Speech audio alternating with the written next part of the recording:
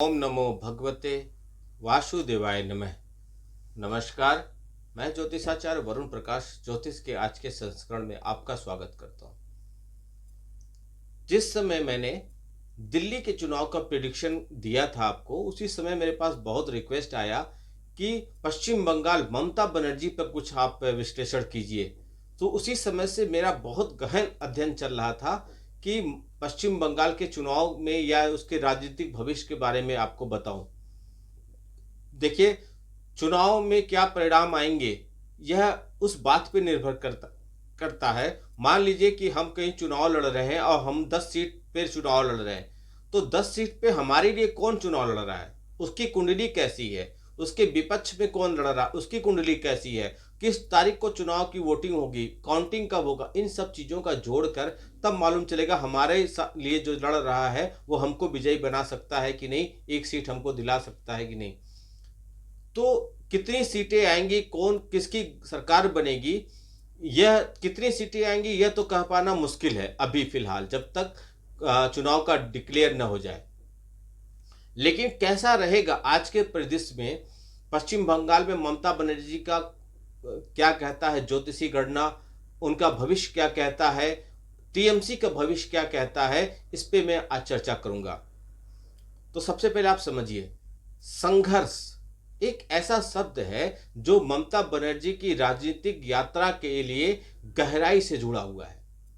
शुरुआत से ही उन्हें कई बाधाओं और चुनौतियों का सामना करना पड़ा है, जिससे उनका दृढ़ संकल्प और लचीलापन दोनों एक साथ झलकता है। 5 जनवरी 1955 को कोलकाता में जन्मी ममता बनर्जी ने अपने राजनीतिक जीवन की शुरुआत वंचितों के अधिकार के लिए लड़ने वाली एक युवा कार्यकर्ता के रूप में किया था। उन्होंने पूरे राजनीतिक जीवन में ममता बनर्जी जी ने जन आंदोलन और अन्याय के खिलाफ विरोध प्रदर्शन के लिए बहुत कोशिश किया था।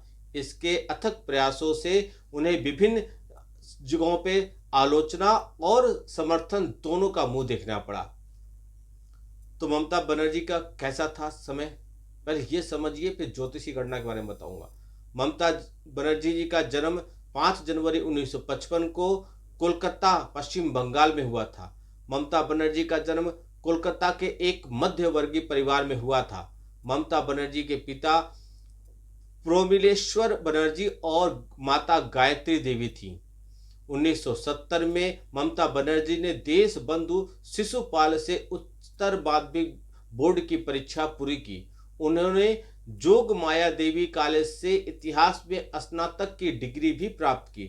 बाद में उन्होंने कोलकाता विश्वविद्यालय से इस्लामी इतिहास में स्नातकोत्तर की डिग्री प्राप्त की।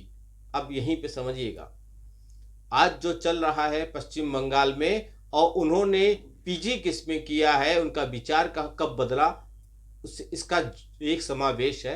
आगे इस पर चर्चा करूंगा, इस पॉइंट को नोट करके रखिए। उन्होंने कोलकाता विश्वविद्यालय से इस्लामिक इतिहास में पीजी किया था, पोस्ट ग्रेजुएशन की डिग्री लिया था। उसके बाद उन्होंने श्री शिक्षा सेन कॉलेज से शिक्षा में डिग्री और कोलकाता के जोगेश्वर चंद्र कॉलेज से लॉ में कानून की डिग्री प्राप्त की। ममता बनर्जी ने Kalinga Institute of Industrial Technology Bhubaneswar से मानद डायरेक्टर की उपाधि भी प्राप्त की। उन्हें कलकत्ता विश्वविद्यालय द्वारा डायरेक्टर ऑफ लिटरेचर डीलिट की उपाधि भी दी गई। इसमें एक पॉइंट आपको खास बताया था, आपने नोट किया होगा, तो उस पर आगे चर्चा होगी। ममता बनर्जी अपनी युवा अवस्था में कांग्रेस में शामिल हो गई थी और उन्होंने 1984 में जाधवपुर से अपना पहला लोकसभा चुनाव जीता। वही सीट जिसे उन्होंने 1989 में खो दिया और 1991 में फिर से जीता। उन्होंने 2009 में आम चुनाव तक सीट बरकरार रखी। उन्होंने 1997 में अखिल भारतीय तृणमूल कांग्रेस की स्थापना किया और 2 बार रेल मंत्री बनी। एनडीए और यूपीए दोनों के साथ गठबंधन के बाद नंदीग्राम और सिंगूर आंदोलन में ममता बनर्जी की प्रसिद्धि बहुत बढ़ गई। आखिरकार वह 2011, 2016 और 2021 में बड़े बहुमत के साथ पश्चिम बंगाल की मुख्यमंत्री चुनी गई। अब यह था ममता बनर्जी का। अब अगर मैं बात करूं टीएमसी, तो मैं उसके लिए चार्ट बनाया हूं, आप देख सकते हैं। तो टीएमसी की कुंडली के अनुसार इनकी कुंडली 1 जनवरी 1998 को 11 बजे के करीब बना हुआ था। मीन लग्न की कुंडली, मकर राशि की कुंडली है, जिसपे अभी शनि की 7.5 का अंतिम चरण चल रहा था, वह समाप्त हो गया। लेकिन अब टीएमसी की कुंडली में बृहस्पति की महादशा चालू होने वाली है, जो 28 अंक के और द्वादश स्थान पर गुरु जाकर केतु के साथ युक्ति करेंगे। गुरु और केतु की युक्ति अच्छी नहीं हो सकती है। तो टीएमसी की कुंडली के अनुसार इस पार्टी पे, टीएमसी पार्टी पे जो भी बड़ा नेता इसका शासन करेगा, उसको हो सकता है आने वाले कुछ दिनों में बड़ी परेशानियों का सामना करना पड़े। हो सकता हो विपक्ष में बैठना पड़ जाए टीएमसी। मैं ममता बनर्जी की बात नहीं कर रहा हूँ, टीएमसी का जो भी राष्ट्रीय अध्यक्ष होगा उसका बात कर रहा हूँ। हो सकता हो विपक्ष में जाके बैठ जाए, क्योंकि टीएमसी पर अब महादशा चलेगा। आने वाले समय में टीएमसी की स्थिति दिन प्रतिदिन अब खराब होती जाएगी। अब टीएमसी के साथ ममता बनर्जी का भी जुड़ा हुआ है, तो अब क्या होगा, तो यह समझिए। ममता बनर्जी के ज्योतिष के हिसाब से, वैदिक ज्योतिष के हिसाब से मेष लग्न की कुंडली है। मंगल प्रधान लोग वहां बहुत ऊर्जावान होते हैं और अपने लक्ष्य को प्राप्त करने के लिए दिन रात मेहनत करते हैं। यह गुण ममता बनर्जी में दिखाई पड़ता है। उन्होंने 3 दशक से अधिक समय तक राज्य पर शासन करने वाली वामपंथी सरकार को हटा दिया था।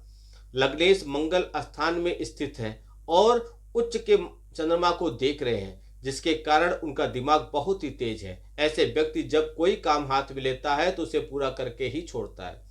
यहाँ यह भी ध्यान देने की बात है कि मंगल शनि की राशि में है और शनि 7वें भाव में उच्च का है, और उस पर केतु की दृष्टि होने के कारण उन्हें परिवार और विवाह का सुख नहीं मिलेगा।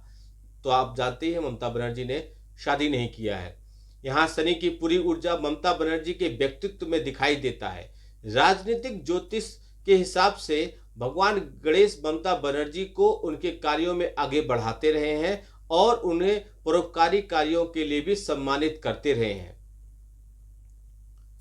इसके वजह से 2024 तक ममता बनर्जी का बहुत अच्छा समय चला।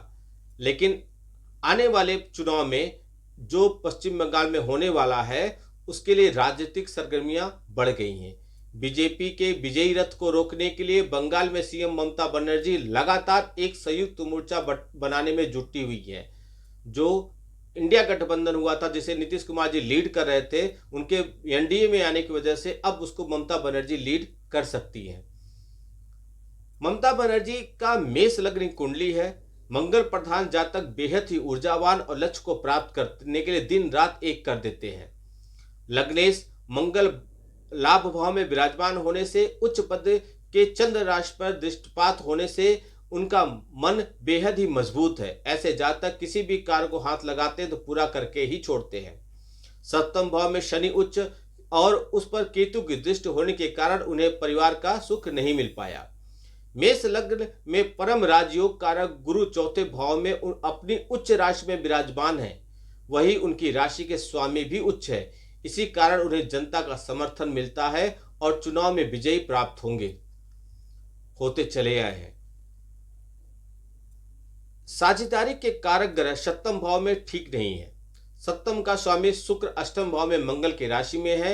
यही पापकर्ता योग विराजमान है। इसी कारण उन्होंने कांग्रेस से अलग होकर अपनी अलग पार्टी बनाई, और यदि वो गठबंधन बनाती है तो यह उनके लिए फेलियर का शुरुआत हो जाएगा। 8वें भाव में शुक्र ममता दीदी को सुख वैभव से दूर कर रहा है, इसलिए उनके पास थोड़ी जो संपत्ति है उसको बचा के रखें। 8वें के शुक्र को ज्योतिष के साधना की तरफ ले जाने वाला कहा जाता है। इस कुंडली में सत्ता का कारक ग्रह सूर्य भाग्य भाव में राहु के साथ ग्रहण योग का विराजमान कर रहे हैं। यह इस बात का साफ संकेत दे रहा है भाग्य से कुछ भी प्राप्त अब नहीं होगा।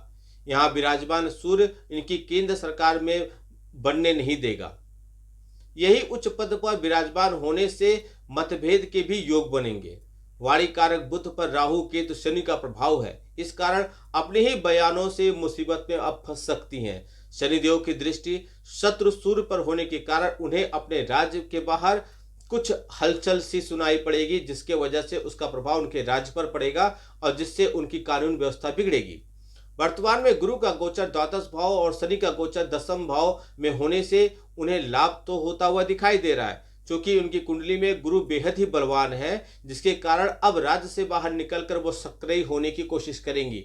आने वाले चुनाव में यह पूरी संभावना है कि विपक्ष को लामबंद करने के लिए पूरी कोशिश करें, यानी कि इंडी गठबंधन को मजबूत करें। जहां तक की बात करें प्रधानमंत्री के पद की रेस में, तो उनके लिए यह मुश्किल है। इसके दो कारण हैं। पहला, सत्ता के कारक ग्रह सूर्य ग्रहण का योग का विराजमान होना, आप समझ गए नहीं क्या, जो सत्ता के कारक ग्रह सूर्य का ग्रहण योग में विराजमान होना और शनि से उनकी दृष्टि होना। दूसरा, सप्तम में विराजमान शनि पर केतु की दृष्टि होना। ऐसा प्रतीत हो रहा है कि सहयोगी को बनाए रखने के लिए इन्हें काफी समझौते करने पड़ेंगे, लेकिन उच्च के चंद्र इन्हें ऐसा नहीं होने देंगे। चौथम भाग में विराजमान ग्रह जो उच्च का ग्रह गुरु और दूसरे भाव में विराजमान उच्च का चंद्रमा उन्हें राज्य में विजयी तो बनाएगा, लेकिन दिल्ली से फिलहाल उन्हें दूर बनाएगा। फिलहाल अभी की जो परिस्थितियां बन रही है, इस वर्ष शनि, राहु, केतु और गुरु के गोचर के अनुसार आने वाले चुनाव में गुरु का प्रभाव जो ममता बनर्जी पर मिल रहा था प्रबल, उसमें कमी दिखाई पड़ेगी और आप देखेंगे कि उनका प्रदर्शन दिन पर दिन खराब होगा, उनकी प्रतिष्ठा पर दांव पे प्रभाव पड़ेगा। और इस वर्ष या अगले वर्ष जब भी चुनाव होगा पश्चिम बंगाल में, तो काफी उनकी सीटों की संख्या में कमी दिखाई पड़ेगी। हो सकता हो कुर्सी भी उनके हाथ से निकल जाए। इसको वह भली प्रकार जानती भी हैं। उनके पास कई अच्छे ज्योतिषी हैं जो उनको लगातार मार्गदर्शन कर रहे हैं और उपाय भी कर रहे हैं। यह था ममता बनर्जी पर आज के ज्योतिष गणना के हिसाब से, आज के ग्रहों के गोचर के हिसाब से आने वाले भविष्य के बारे में एक छोटी सी विश्लेषण। जब चुनाव का तारीख आ जाएगा तब आप हमसे संपर्क कीजिएगा, मैं आपको एकदम सटीक सीट कितने आएंगे वह बताऊंगा। सीट सपोज कीजिए मैंने 80 बताया तो 2 या 3 सीट प्लस माइनस हो सकता है, लेकिन निश्चित तौर पे वही आएगा। वीडियो को बहुत लोग तक पहुंचाइए। आपका दिन शुभ हो। भगवान भोलेनाथ का आशीर्वाद आप पे बना रहे। नमस्कार। जय श्री राम।